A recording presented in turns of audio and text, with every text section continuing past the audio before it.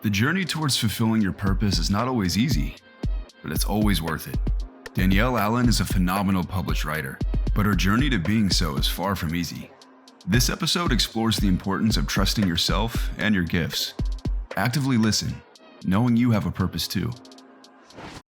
Welcome to another episode of the Somebody's Son podcast, where biting your tongue is never allowed.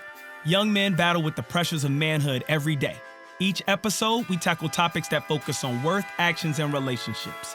Our goal is simple: help men win the war with themselves.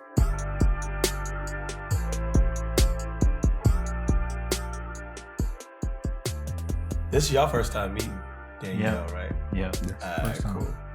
Very nice to meet you. Nice to meet you as well. Nice to meet you. Nice to meet you. Gotta have the creatives. So, look, I gotta dive straight in. So of course, I know you growing up. I didn't realize. Did you write then? Like, were you a writer then? I wrote my first book in third grade, and wow. It was an assignment for I don't know what it was, like language arts, but it was an assignment. I wrote it, and I knew that I wanted to be a therapist and I wanted to be a writer. But then growing up, I didn't know anyone who wrote books. So I was just like, that's just a job that just seemed out of the realm of possibility for me. And so I got my degree to do therapeutic work as opposed to in English or writing. And then I started writing a list of 30 things I want to do before I turn 30. And number one was to write a book. Oh, wow. Mm-hmm. So it was one of those, I forgot who said this, but I think it was Steven Spielberg. He said that your dreams, your goals, your life's calling never hits you in the middle between the eyes. It whispers, right? And the hardest thing is to block out everything and listen to that, right? Your internal voice whispering to you. Absolutely. Was it one of those situations? Well, it was, I knew I wanted to do it, and then I did it, but I didn't know I was going to make a career of it at the time. It was just like, okay, this is something I've always wanted to do, and it has never left me, so I need to do it. And then I did it, and then the first time someone reached out to me and was like, this is my first time seeing myself in a book, this is my first time seeing myself as a character, I was like, oh, I love that. And so then I wrote book 2, and then I knew I was going to do it.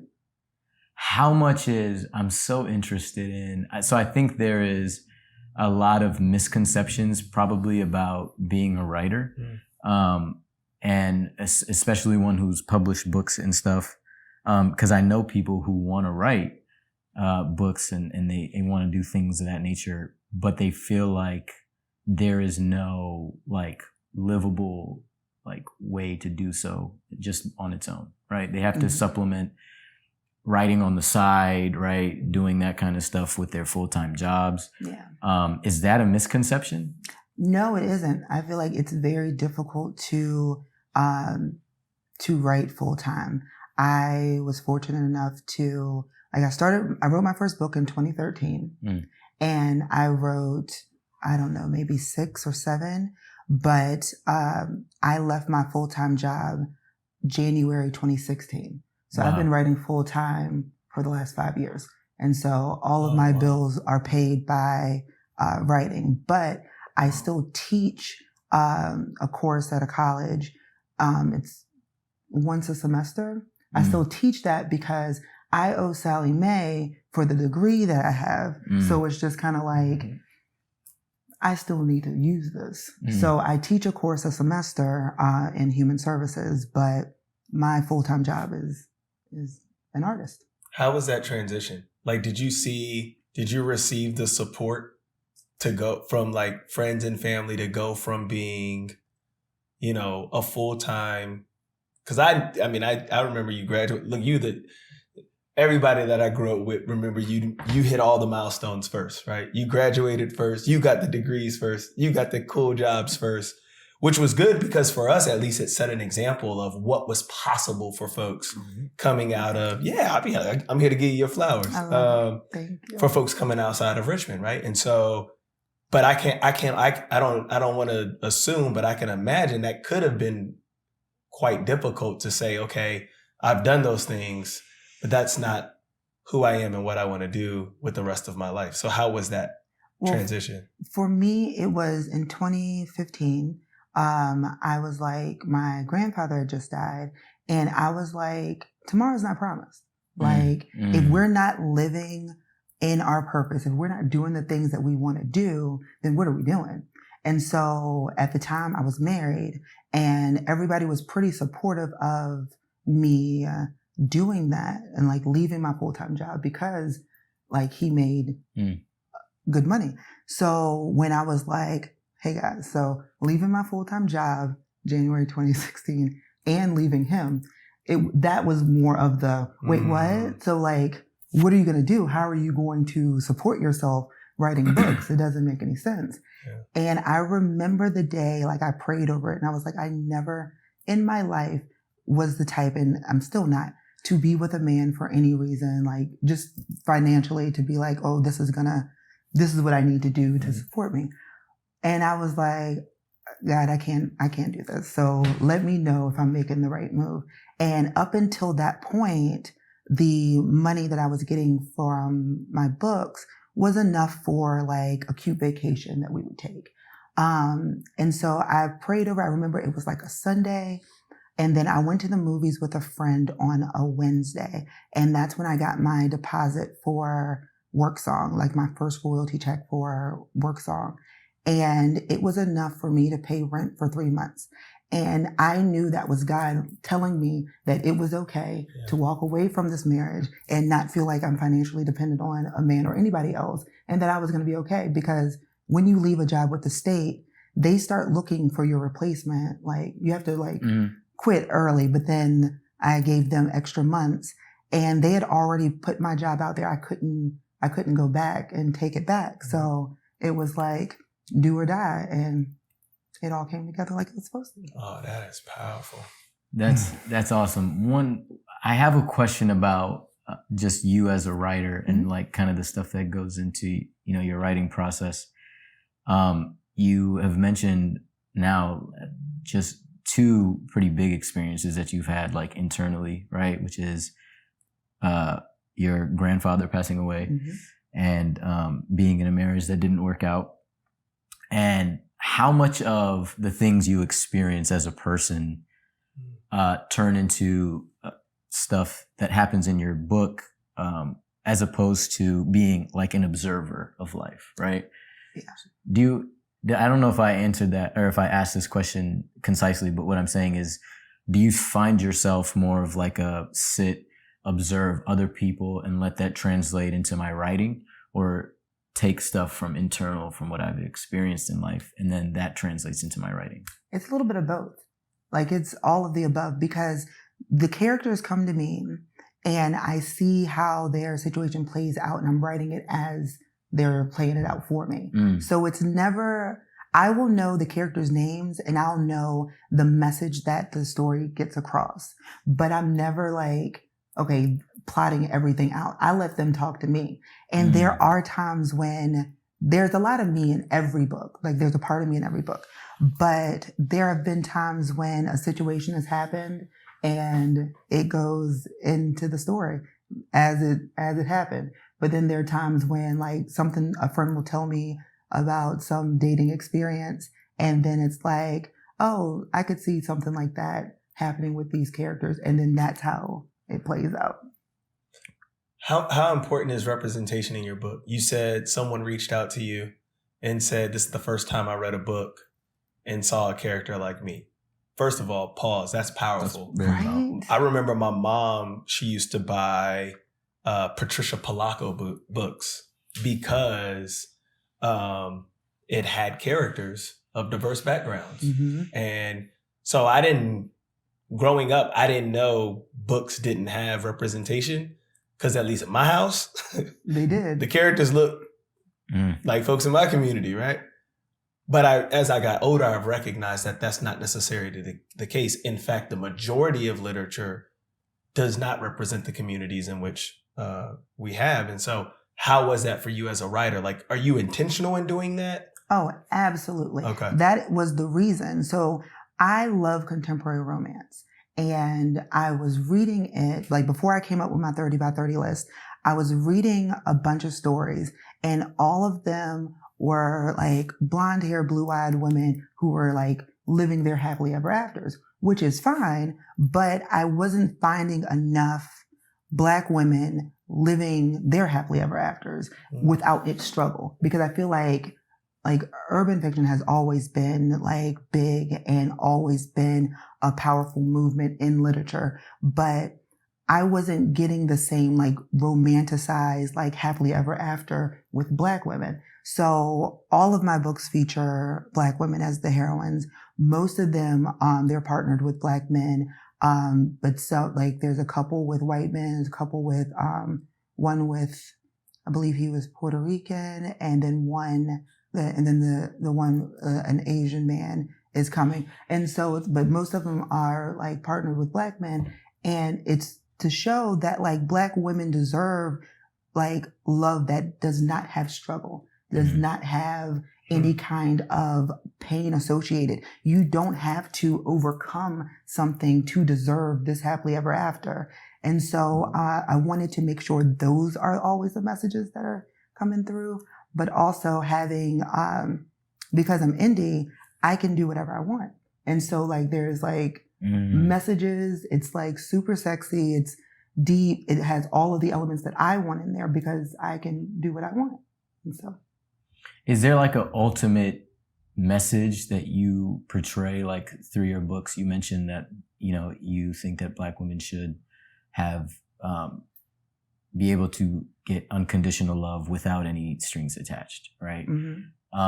Is that the main message that you want to put forward in your literature, or is it like a combination of multiple things? It's multiple things. Like depending on the book, there's a message that is, that rings true and that can resonate with a bunch of different people. And so I always want, because my audience is a diverse audience. Right. And I also feel like it's important that it's not just like, I write Black women for Black women, but also for men to read, for other racial groups to read and see, because that should be normalized. It should be normalized to see Black women being soft and being loved and being cared for the way we should be. And so that's not the only message, because Business Casual came out on the 20th of September. And that one talks about like getting in a relationship with your superior and like how like it could go right or it could go really wrong. And so there's different messages that are riddled throughout. How did you, go ahead. No, I just wanted to make I didn't want to miss this. So this will be a soundbite, just so y'all know, these aren't scripted, but this will be a soundbite. You said Black women deserve happiness without having to overcome struggle. Absolutely. It's powerful. That's powerful. So like, do you believe we've done that? Like, is society conditioned for Black women to only receive happiness after overcoming struggle? I feel like that is what a lot of media shows us. And so that's why when I was reading about like white women having these happily ever afters, I was like, well, no, this is what I want. Like, I don't want to have to like overcome him like cheating on me and then finally realize I'm the one, or hitting me and then realizing he was wrong and then being like, all right, this is like, where are the stories like this?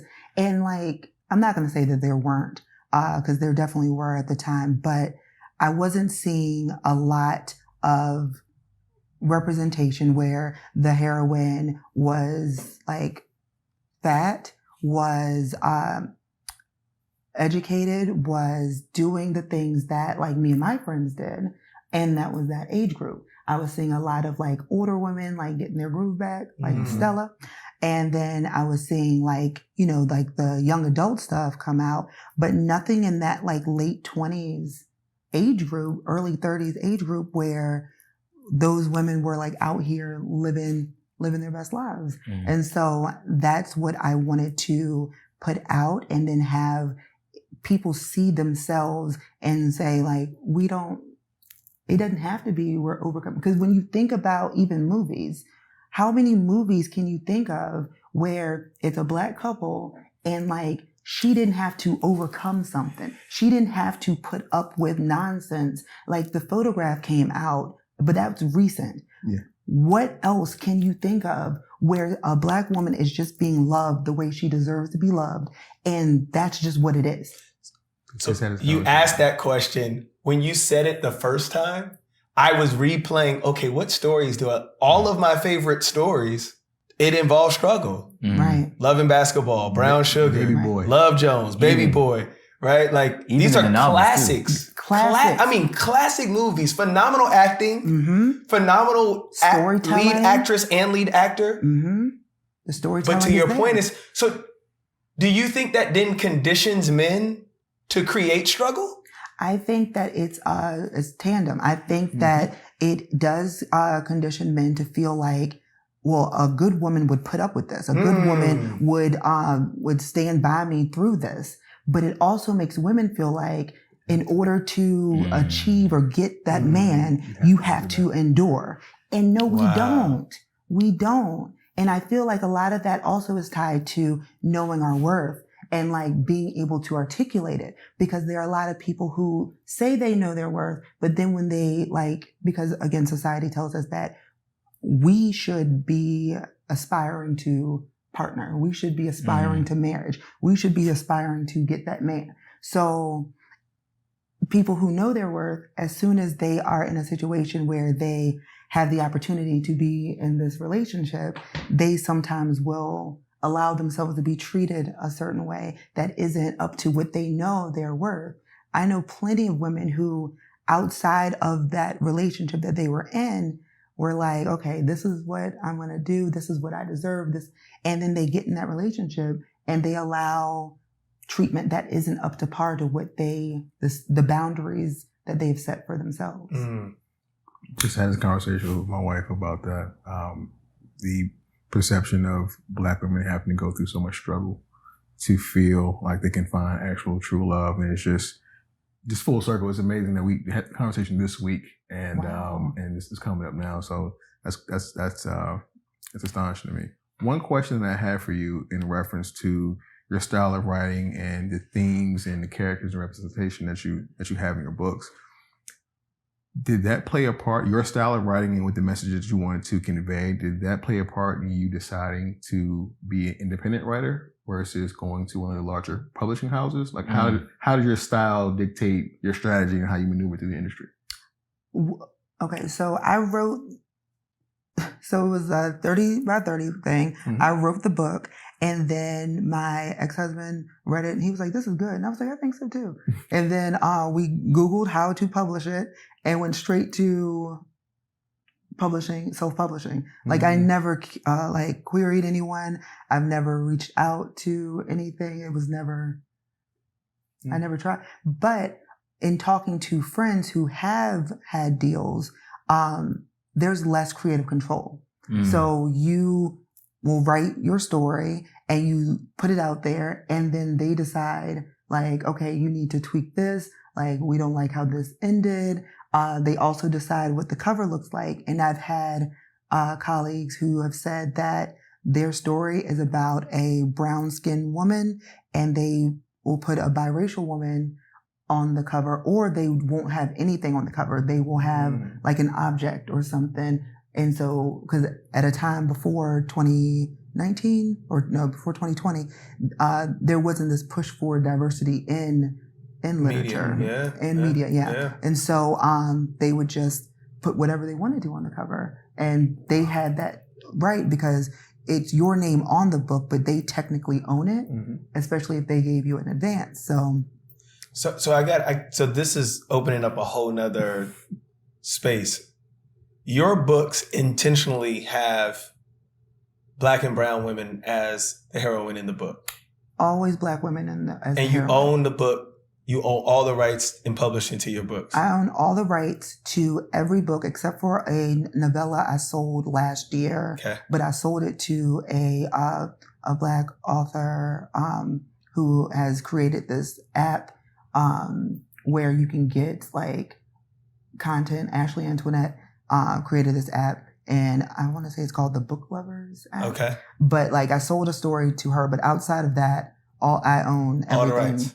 And you intentionally cast them this way because you recognize the void in media for this types of representation. Absolutely. So this is what we need to do, because one of the reasons we even shoot a visual version of the podcast is because of the importance of representation. Mm-hmm. We recognize the way Black and brown men have been represented in media, right? And there's typically stereotypical lanes that we have to play in. And many of our peers in podcasting have continued down that lane. Yeah. It's not a knock on them, right? If that's who they are authentically, that's awesome.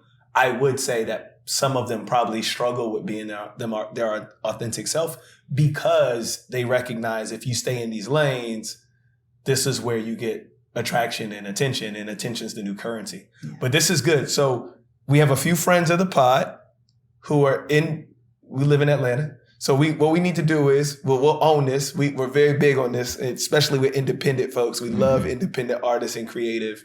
Friends of the show, Deion Taylor, Will Packer. Like, we need to make sure we get your books around them so we can see this type of representation on the screen. I would love that. And then future friends of the show who we haven't bonded with yet that we know of, the Lena Waithe of the world, the Ava DuVerniers, the Issa Raes. We got to make sure we get your content in front of them because that would be powerful. If you're talking about that now, I can only imagine how my mother or my grandmother may have felt.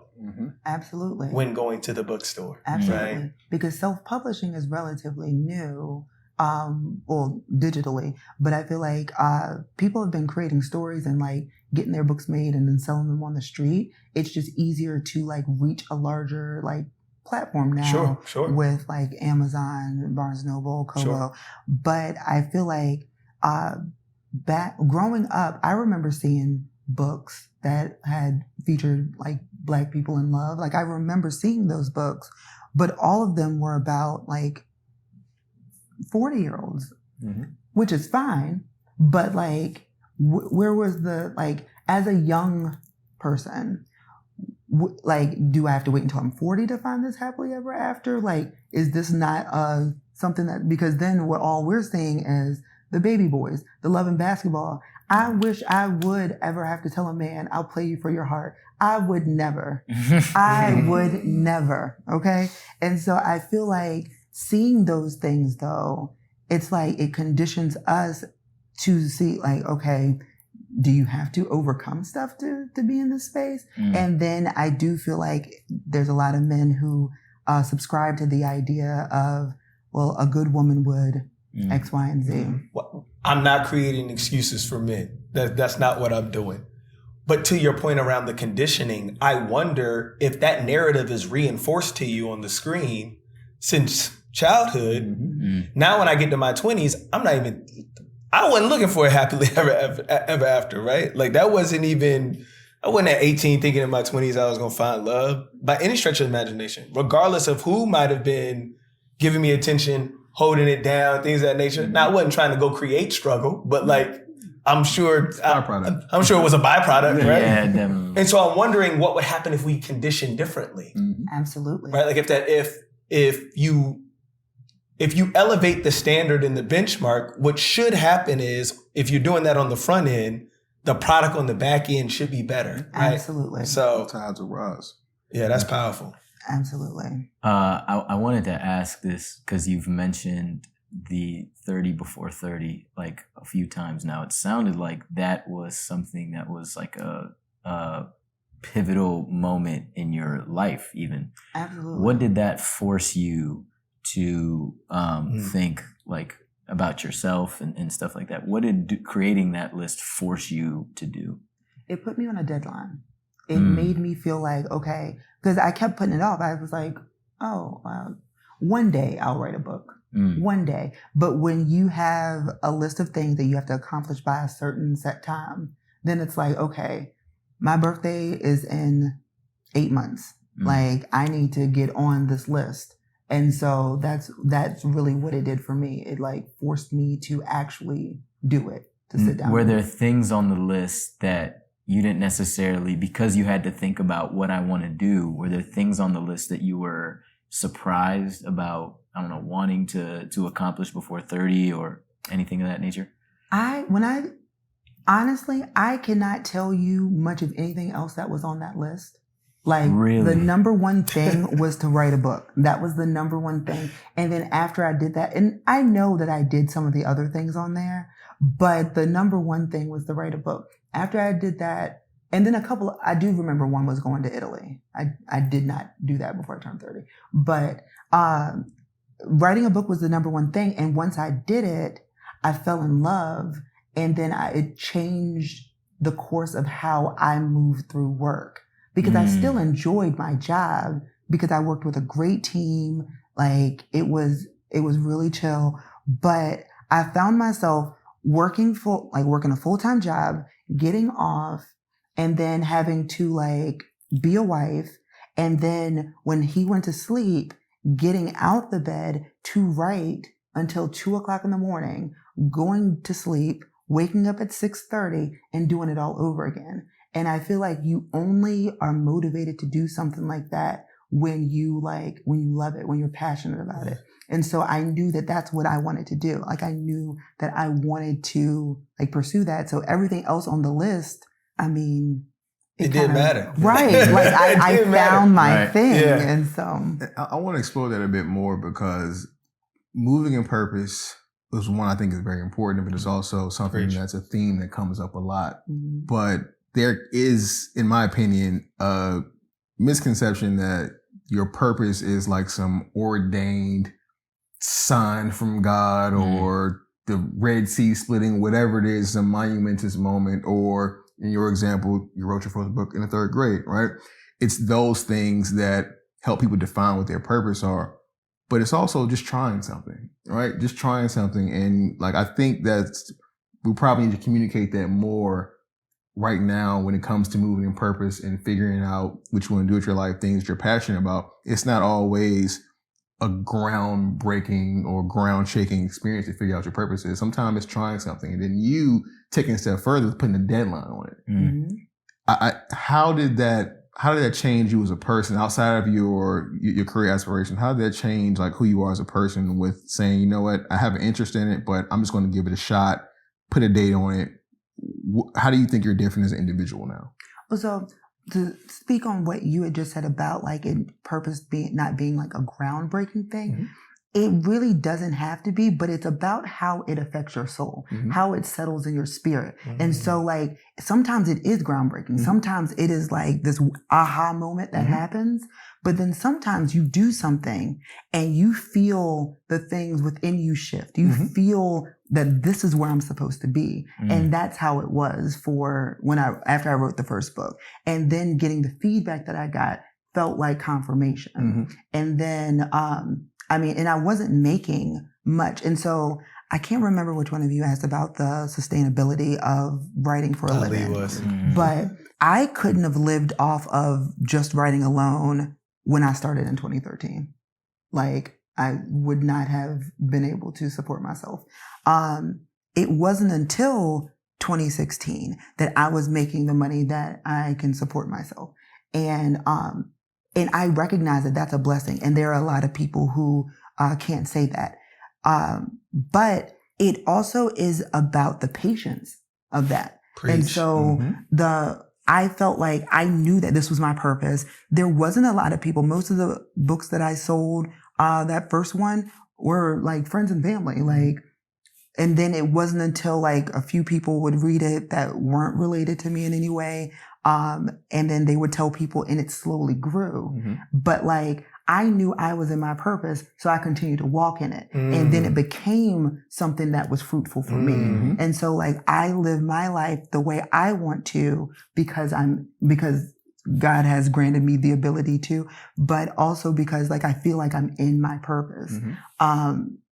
If I would have like looked at circumstances and gave up, if I would have decided that, okay, like if I'm going to leave this man, I need to get this job back so I can have these benefits and everything. Like, all of that could have been the case, and it would have been easy to go back to working full time, doing something. Like I work more hours now than I did when I worked for the state. Like I work a lot more hours now, but I also have more free time. I have more flexibility. I do what I want, and I love that.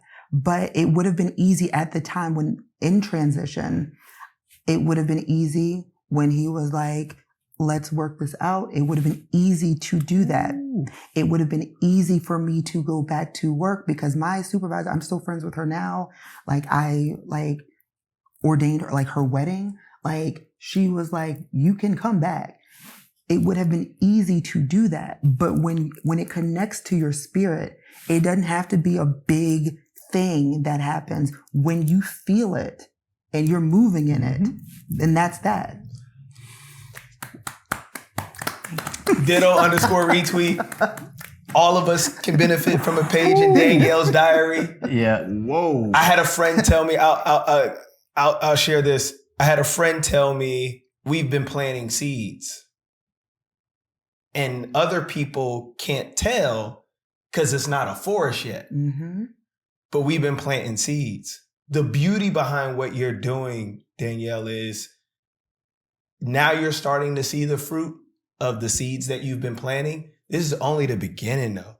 Like when people find out that you've been intentional in the curation of certain representations of folks inside your books, when they find out that there's a void in film that speaks to, by the way, the number one most educated demographic in this country, which is African-American women, the wealthiest as far as increases year over year, it's the fastest growing demographic as far as wealth in this country, is African-American women. When they find that out, I don't know if we're going to be able to book you again on the podcast. So this is what we're going to do. We're going to go on record. You got to give us Somebody's son is buying one copy of all of her books. I love it. We will find out. We will intentionally figure out points of contact at each of the major African-American film directors that are out right now. We will intentionally make sure that those books get in their hands. And so when the movies start to come out and y'all wondering like how we know Danielle, just know we was here before the forest started to bloom and the fruit started to happen. We was here. We should have been here. So we're technically late. No, I'm be honest with you. It takes a village. Communities have to support one another. Our ancestors knew that, right? And if we go back to really how even racism ended in this country, there were some folks that were not black and brown that knew that too, right? So Harriet didn't get on that Underground Railroad just chilling. Like some folks was like, no, we don't agree with what's going on. Come this way. We a good house. You can come to my house, right? So it takes a community. So this community is going to show up for you moving forward. Just so you know, there will be links to her books inside of the pod. We'll make sure that we have that and we'll share that with the team. But I just want to say and go on record, I am extremely proud of you. Thank you. I thought by you leaving your job, you would stop setting the bar for folks that grew up in our community. Little did I know, you've only raised the bar even higher. So, no, I really appreciate you coming on the pod. That's phenomenal. Y'all having me. That's phenomenal. Thank you. Yeah, Danielle's diary. Go get that. If it turns out to be a actual book, but no, like that's awesome. We all needed to hear that. That's a positive message. So thank you so much. Very reassuring. Thank you. Thank you so much. Very reassuring. We hope you enjoyed this episode of the Somebody's Son podcast. We encourage you to share this episode with a friend. And remember, on this path called life, you are not alone. Thank you for watching. Until next time. She like the way that I finessed it. She stared so long, she let me know that she invested. She too aggressive, no that don't impress me. Her passes get deflected.